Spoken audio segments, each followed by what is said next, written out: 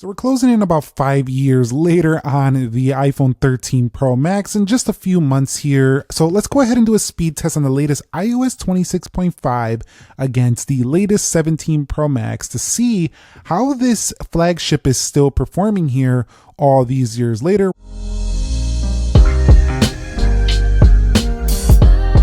We're going to go ahead and kick this thing off with a boot up in 3, 2, and go, and see which one can get there first. Now, the iPhone 13 Pro Max, when it first launched, was such a great phone. They came out with an Alpine green version later, and honestly, it still has been performing rather well.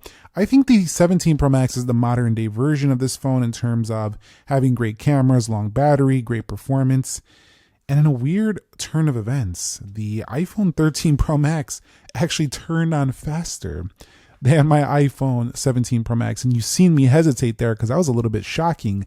You'll see right here, we do have the notch and we do have the dynamic island. What's crazy though is that this phone still feels nicer to hold in terms of like a premium luxury material than that of the iPhone 17 Pro Max with its aluminum build versus stainless steel. First win goes to the 13 Pro Max. That was insane. All right, guys, so let's go ahead and look at the biometrics. And I gotta say that they're exactly the same. They really don't do anything differently.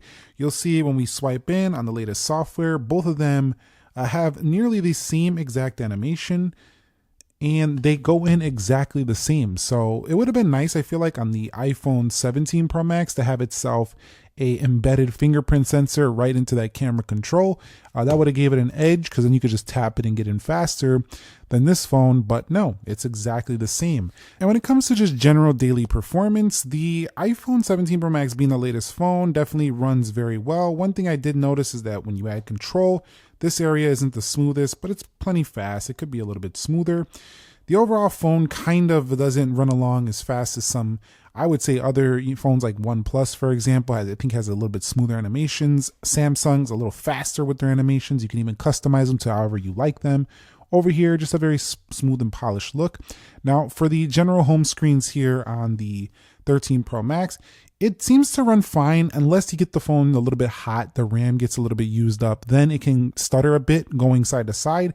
But when nothing's really open and running, it's just fine. And even when multiple apps are open, it runs pretty good. So I would say that the 17 Pro Max and the 13 Pro Max for just navigating your main home screens doesn't really have any major difference, even 5 years later on this phone. So it's been pretty impressive to use the 13 Pro Max now that it's this old and still running this good.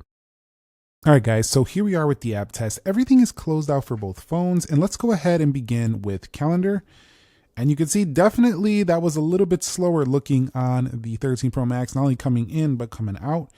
Pretty much the same there, and that could have been just the first app launch. You'll see as we swipe through, Liquid Glass looking good on both. Very consistent. Let's go into calculator, and so let's go into calculator here on both, and a little faster on the 17 Pro Max. We'll go into App Store. A little bit faster to launch stuff on the left. And you'll see one of the things you'll notice is that when you scroll down, the 13 Pro Max can take a second for the content to appear now. Whereas with the 17 Pro Max, as you're scrolling down, it appears instantly. So that is something I noticed a bit, especially when you're first loading stuff up. Same thing kind of happens when you use an older laptop and like a newer laptop. It could take a little bit longer to load some stuff, but it still does the job. Let's go over here to weather, and you'll see that was quicker on the left. So yeah, I'm gonna know my forecast a little bit faster than you will if you're on a 13 Pro Max, but not enough to change your life or anything like that. You'll see ChatGPT does fire up a little bit faster, and AI is going to be one of the areas where you're going to be way ahead. You can see the new Gemini Flash announced at I/O. They already cleaned up the look. It looks great. We'll go over here to Copilot, faster on the left, and AI built in on device with the 17 Pro Max really is a big deal. If you use the stuff quite a bit, you'll see that loading up that content once again shows faster on the left, and not by a lot, but I think it's kind of enough now that if you did upgrade to a 17 Pro Max, you would feel it. It would add up to a smoother, faster feeling phone. And let's go ahead and scroll down and click on one of these iPhone posts here. You'll see pretty good there. Not really any difference once you're actually in application. It seems to do fine. Let's go into X here for both phones, and you'll see that was first on the left. We'll go to profile and swiping through pretty good. We'll go into Google News, and you'll see a little bit faster to launch that content on the left. And you'll see not much when you're in here though. And let's go ahead and swipe up out of there. We'll go into Subway Surfers. What's really nice about the 13 Pro Max though is that its 120 hertz display has really given it more life than you would have expected. And we talked about this a while ago when this phone first came out. And look at these things running at about the same clip on both of these. So really, really nice stuff to see that the 13 Pro Max can handle pretty much most of the things you're going to need to throw at it here in 2026. You'll see right here Dead Trigger 2 initializing for both phones. And let's see what we can get here on the devices. Now you do see both initializing here, and I wouldn't be surprised. Sometimes the older phone does pull ahead, but it's not going to happen today. These 2-3 seconds differences, they don't really seem like a lot when we're looking at just this app test here, but as you use the phone, it does start to add up to a phone that starts to feel a little bit slower when you are trying to do a lot of productivity based things. So when you're trying to hop between app, you'll probably notice like, okay, my 13 Pro Max doesn't feel as fast as maybe my newest laptop or something. Maybe you upgraded your tablet or your laptop, but you still got the same phone. You're going to notice that, things just kind of snap quicker. And it might seem like the phones are being slowed down because they're older, but really it comes down to the improvements in the chip. Apple continues to improve the chip every year, and the doubling of RAM really is what's setting these newer iPhones apart. It's kind of like in the Mac space. Older MacBooks had 8 gigabytes of RAM. If you get one of the newer ones with 16 gig RAM, those perform way better. It's just facts. And you'll see right here, you go to 12 gigs. So you're doubling the RAM from the 13 Pro Max over here, and it shows. Also with the better chip, better single core performance, it does become noticeable.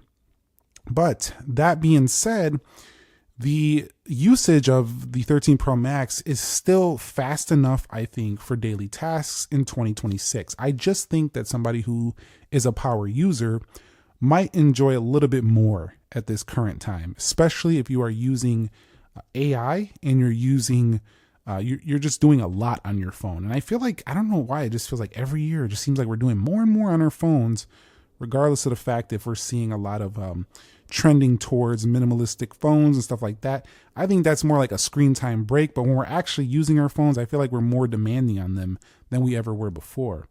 And let's go ahead and hit InShot, and you'll see faster on the left. We'll go into Speed Test Net, faster on the left, and iMovie, and a little bit faster on the left. So just launching apps day to day. 17 Pro Max was winning by a second or two on pretty much all of them. 13 Pro Max, still a really good performer for this day and age. I kind of wonder how this would perform next to like a 17E or something, since this is that's a little bit slower than the 17 Pro Max. So let's go ahead and run back through these applications now on the iPhone 17 Pro Max and see what we get. And so far, just as you would expect, buttery smooth.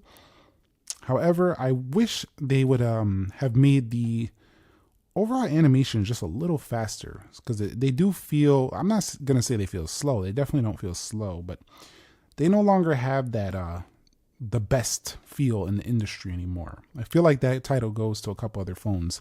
Let's go ahead and take a look at the iPhone 13 Pro Max now and see how this does.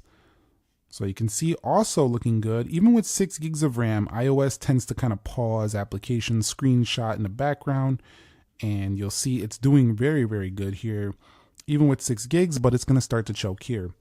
And is this going to be a problem? I don't think so for most people, but I think for power users, it might get a little annoying. You might be like, I could use a little more RAM on this phone at this current time because I'm doing AI, I'm doing my notes, and I got to switch between applications and copy and paste things, and I don't need an app relaunching or whatever. So this tends to happen a little bit more on a 13 Pro Max.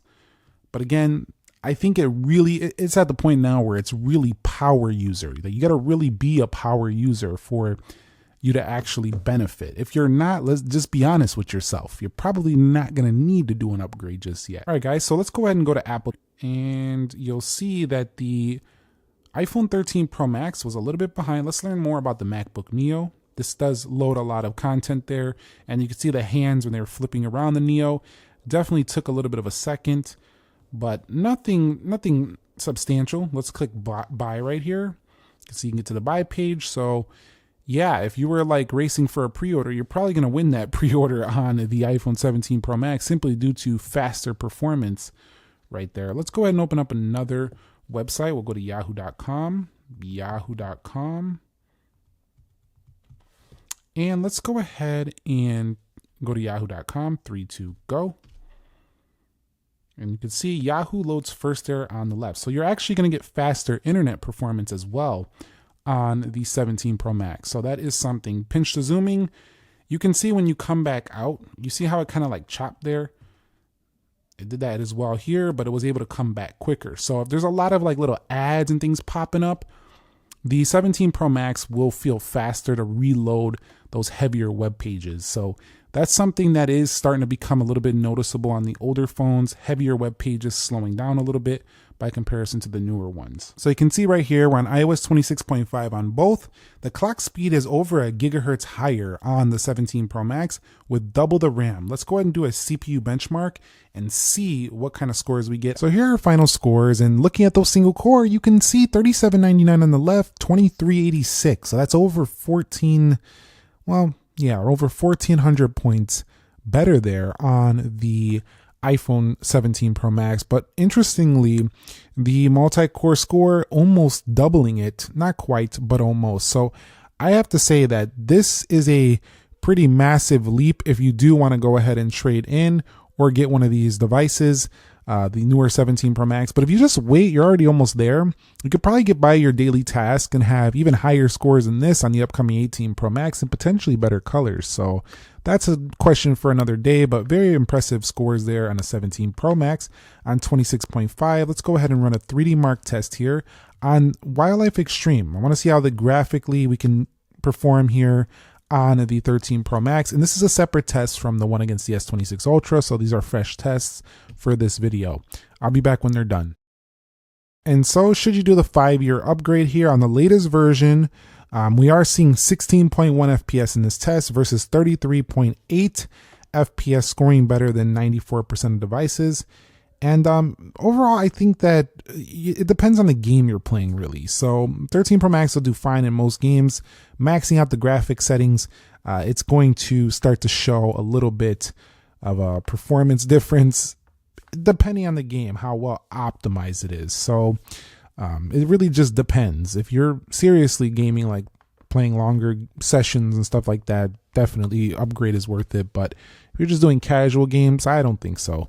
It's mostly down to that. All right, guys, so let's go ahead and run a speedtest.net. We'll start over here on the 17 Pro Max and see what we can pull in today. And you'll see we do have around 690. We're dropping. We were around 700, but we dropped down about 626 on the download today. And upload is looking definitely kind of pretty much per usual, around that 40 upload I usually get over here. So let's go ahead and do the 13 Pro Max, see if this makes any difference. I don't know what that is. I don't know why it's getting that kind of level, but we're going to leave it where it is. So for some reason, that's getting really horrible download. I could probably rerun this test and see if that changes. But less on the upload for sure. Could signal Wi-Fi concerns, but I've been testing. I don't really have too many issues. Maybe the app's just not pulling it in. Let me go ahead and run that one more time to see if that was a fluke. We'll run this one more time to see if we get closer to that of the 17 Pro Max. And nah, for some reason, it's just not giving us great scores. But you do actually get better, faster Wi-Fi in the real world on the 17 Pro Max due to better connectivity. That's one thing a lot of people don't talk about, but the newer phones really do give you faster connections to Bluetooth, Wi-Fi, 5G. Those things add up to make a super fast, efficient experience with your day-to-day life if you're heavy smartphone use. Let's go into the camera test now. So let's bring in a classic for our camera test, and maybe I'll do an updated video on the 13 mini soon. I love that phone. A lot of people do, but not everybody wants a small phone, so they don't really have those anymore. Let's go ahead and launch the cameras in 3, 2, go. And I think it was a 17 Pro Max, but not by very much. Let's go to camera. One of the things too, though, is that the iPhone 13 Pro Max's camera actually still looks super good in 2026. I mean, look at these result differences. They're like, I mean, actually, it looks like it's more vibrant on the 13 Pro Max. So definitely, if you like a really good camera, you don't have to upgrade to get a really good camera. You already have a really good camera. You're just going to get more zoom. You're going to get better video features and camera control. But I got to say, that 13 Pro Max's camera has really stood the test of time.